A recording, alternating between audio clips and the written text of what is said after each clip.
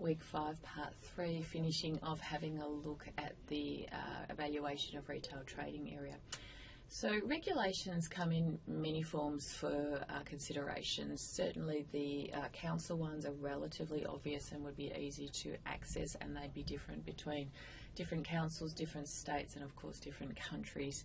This can affect things such as parking. It can affect the things that you're allowed to do to your store. So you may not be able to change the exterior of the building, for example. It may be related to when you're allowed to open and close your store. It may be the type of products that you are allowed to sell or not sell in that area. So alcohol, physically damaging or dangerous goods. It may be related to things like cigarettes, so they're all covered by regulations. It's also maybe related to things such as employment of staff, of what you have to pay them, so that tends to be federal or state government regulated around wages. It can relate to things such as commercial zoning. In Australia, we have things like only X number of people are allowed to have a pharmacy licence, so to be able to set up a chemist. This is also the same with bottle shops, so there's only X number of licences issued for people to run a bottle shop, so you can't just decide to open one up. So usually what happens is that someone has one for sale that you would buy rather than being able to get a new one as such. So quite a lot of things would be related to what you can and can't do through the councils and through the government's regulations. Also at a shopping centre level, not that it's so much legally regulated, but it will certainly be rule orientated around when you sign your lease, around things like you have to open 7 days a week, you have to participate in activities such as Chadstone have VIP nights where they're often open till 10 o'clock at night, midnight. At Christmas they're open 24 hours that you would have to participate if you were going to be in that shopping centre. Also, that may also relate to things such as participating in promotions as well, allocating money or special marketing spend as well. So that will be tied into the things that you need to consider around costs, but the implication for operations for your store as well. Just going to talk about, we have talked about destination stores before, which is where customers will make the effort or the journey to go to your stores because you've got something special that they need, and it's not so much about convenience or time to get there, it's more about what you've got that they really want that they can't get somewhere else. So they will travel, and that's why they tend to have a large trading area. Parasite stores is a very different thing. This is very good for a small retailer who doesn't have a very well-known brand, and they literally, as a parasite does in your body, use your energy or use your traffic, in this case for retail, to be able to use their brand to get traffic to their store. So this would be something like a coffee shop that didn't have a well-known brand name setting up next to something like David Jones, and using David Jones's drawing of traffic to their store to enable people to go, oh yes, I feel like a cup of coffee. So this was actually quite a smart strategy. It could be useful for, say, like a florist setting up next to a supermarket where they don't have a flower offering, but using, again, the fact that customers are there, using their traffic to enable them to get more business. So quite smart if you can do it. Probably your rent will be high because you're next to a well-known brand, but it's still a good strategy in terms of getting traffic to your store.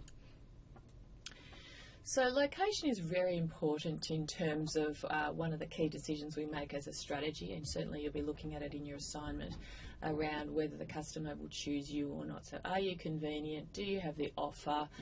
So it gives you quite a competitive advantage, and it's a very, very important decision to make. So most of the time it is a leasing decision around the cost of rent, perhaps the cost of setting up the store. Some retailers with shopping centres have it in their lease agreement that they have to renovate their store or refurbish their store every, say, 3 to 5 years, and that can be an expense that maybe you haven't considered. So that's also a very important part of choosing where you'll set up location. However, saying this, it means that the shopping centre stays attractive because the stores are really taking care of looking good as well. But it's an expense to your consideration of doing business. So the occupancy costs, when we talk about rent, do have a number of options around, whether it's percentage of sales, fixed rental charges, whether there's some leases where they give you free rent for a period of time just to let you get established, or as an offer, as an incentive to get you into the location. There may be some, depending on who owns the building, what you can and can't do to the building in terms of making physical changes to the store, and of course this is always a trade-off around cost of rent versus amount of traffic likely to come through to your store. This is what you're always trying to work out, what's the best one. So we're looking at 3 different types of locations. So the shopping centre, of course, is easy to understand. The isolated store tends to be sitting up on its own with no other retail or very little retail offering, or you tend to set up in a business district or an area where there's a lot of other businesses in place as well. So the isolated stores, very cheap rent, not necessarily much competition. Sometimes you might find that this is a good thing because there's a lot of space for parking, but maybe not for public transport. It's better for a destination store to choose an isolated format. It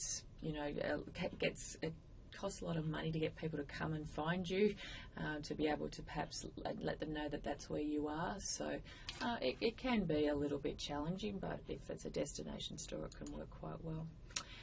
So you can see when you look at a map of the suburb that you're interested in that this may be a way of having a look at things like main roads, how do people get their highways, whether it is near public transport, other shopping areas, how far away they are, where people tend to live. So back to our software type situation of having a look at what's going on around us. In the unplanned business districts, this might be in the city, for example, where there's a lot of businesses operating but a lot of retail. So food tends to work particularly well in these areas because people need lunch and coffees and things like that. We may also see this quite effectively in suburbs where there's various businesses underway and retail also combining in together. So this works fairly well for a lot of retailers to set up their shops there because it could be convenient for the local customer as well. In shopping centres, of course, the big attraction is about customers. They get a lot of traffic through their doors and there's a lot of competition. It's easy for the customer because there's a lot of choice and they can do a lot of things in one go. Good parking, easy to get to. It's also quite good for marketing because you can participate in shopping centre events and working with other retailers, so that's quite positive. Very expensive to the rents at its highest in a shopping centre. Maybe you don't always have a choice about which store that you can take. There may not be many choices. And there's a lot of shopping centres around, so often the big retailers are in here, and if you're a small retailer you've got quite strong competition, but again this can be seen as positive. So we're going to have a look at the checklist around how do we evaluate what's good for choosing, particularly when we've got many choices of location, to which one's better. So this is from your textbook, so you'll see this. It's a scoring situation around what do we think of the parking situation, the transport situation, the leasing options, so that we can do a comparison. By far the most important consideration is absolutely pedestrian traffic around how many people are going to walk by. So I'm just going to stop there because we've got some more points coming up on that.